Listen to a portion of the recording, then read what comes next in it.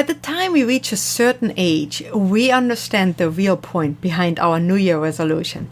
It's admirable to make real efforts to improve yourself. Yet for many, making it past February 1st with your resolution intact just doesn't happen. So what can you do to ensure you follow through with your New Year resolution and ultimately achieve the results you seek?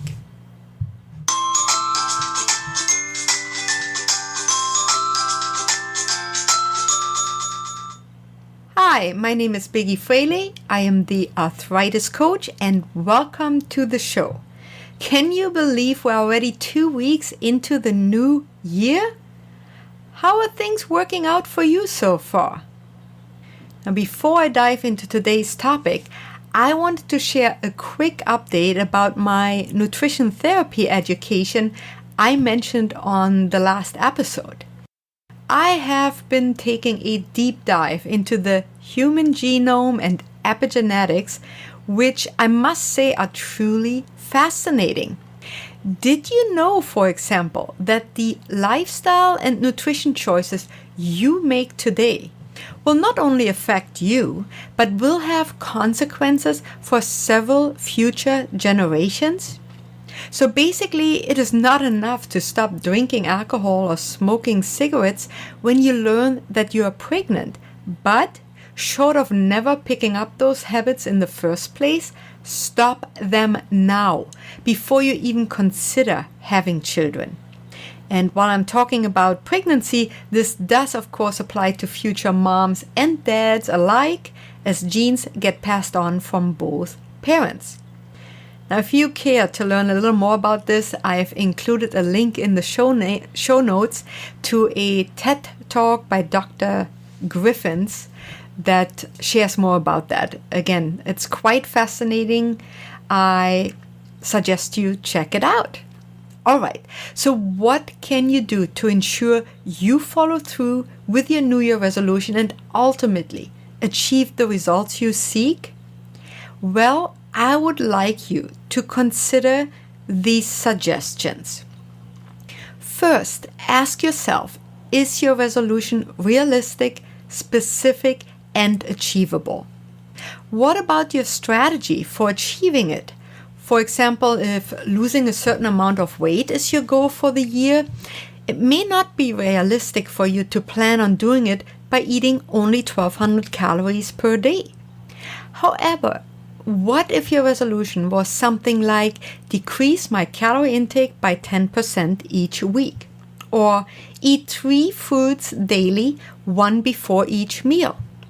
These goals, as you can see, are more realistic, very specific in their plan, and frankly, more doable than simply saying lose 50 pounds or eat 1,200 calories a day. If your resolution or method of achieving it isn't realistic, change it today for greater success. Next, think about ways to keep your resolution in mind. Write down your resolution in your journal, jot it on a note, and place it on your refrigerator. Record it in your calendar. You can even keep your resolution written down on a paper on the front seat of your car. When your resolution is in your thoughts every day, you're more likely to follow through with it. Or ask your spouse or friends to bring up your goal frequently. After all, people close to you want you to be successful in your goals. It can be as non-threatening as, "So, how are you doing on working towards your New Year resolution today?" Discuss your struggles, plans, and celebrate daily successes with people who love you. There's no way you can just forget about your New Year resolution when you discuss it often with those who matter. Next, start early each day. Set up a resolution so you can do something related to the goal first thing in the morning. Since most people are at their freshest and most energetic in the morning, it's good to be able to achieve something related to your resolution right after you get out of bed. If your resolution has something to do with your nutritional intake, eating a balanced breakfast will get your day off to a great start. Now, in the event you've resolved to get more exercise, getting in 20 or 30 minutes of exercise would be a great way to start your day. Resolutions to delve more into a subject or learn a new language can be achieved by studying for half hour first thing in the morning. I met a young gentleman the other day who uses public transportation to get to work twice a day, and with a minimum commute time of half an hour. And I asked him what he likes to do on that commute, and both ways to and from work, he just likes to check out the news on his phone. And I later thought, gee, 1 whole hour every day.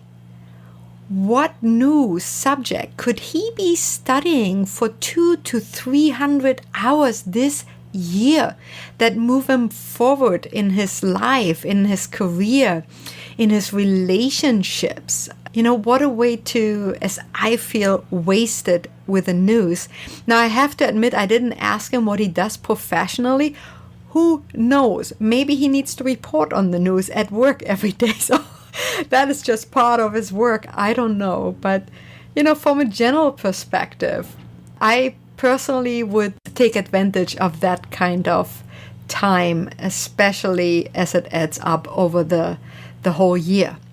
So plan to take a step toward your resolution in the mornings. This way, you'll start the day off with your resolution in mind and feel positive and successful all day. And last but not least, be flexible about your New Year resolution. Give yourself permission to tweak your resolution as time goes by. So maybe you're unable to drop calorie intake from 2,500 calories a day down to 1,500 calories. Don't beat yourself up if you consume 2,200 calories a day. In a few weeks, you can cut another 100 calories.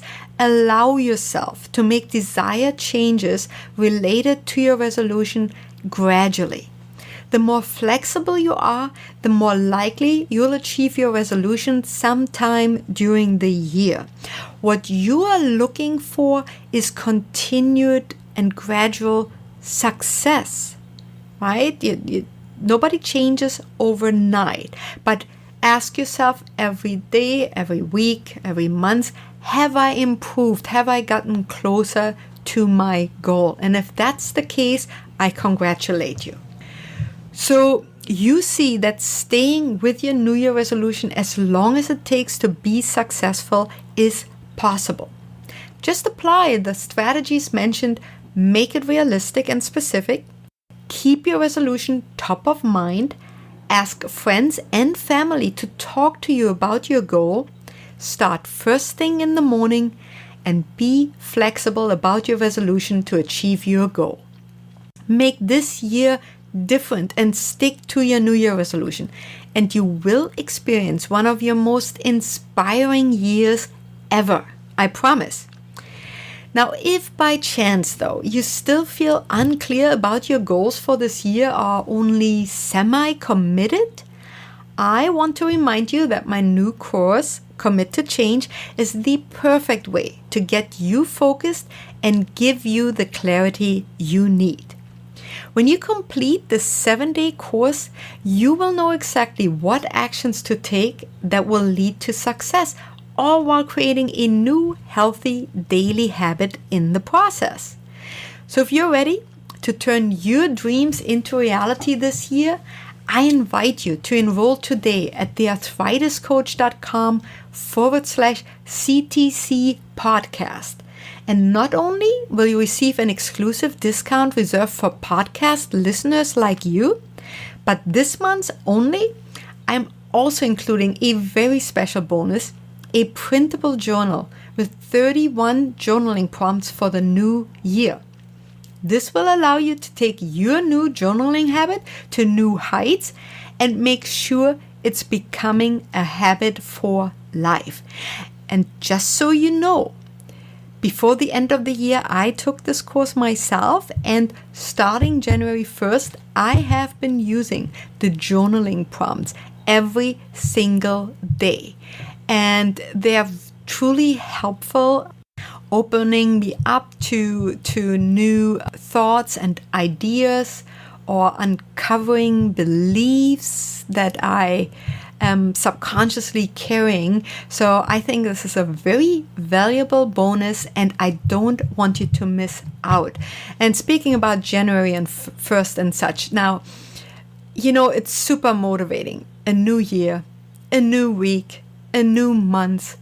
But to get started on creating the life you want, you don't need to wait for the first of the month, the first of the week, or much less next year.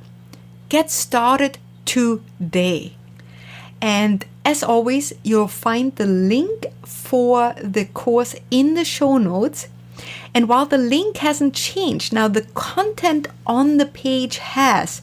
So if you checked the course out a few weeks ago, I want you to again go to thearthritiscoach.com/CTC podcast, as I have now included a full sales letter explaining in much more detail what this course is about, who it is for, and what you can expect to get out of it. I am so excited to see you inside the course and get you results. So that's it for today.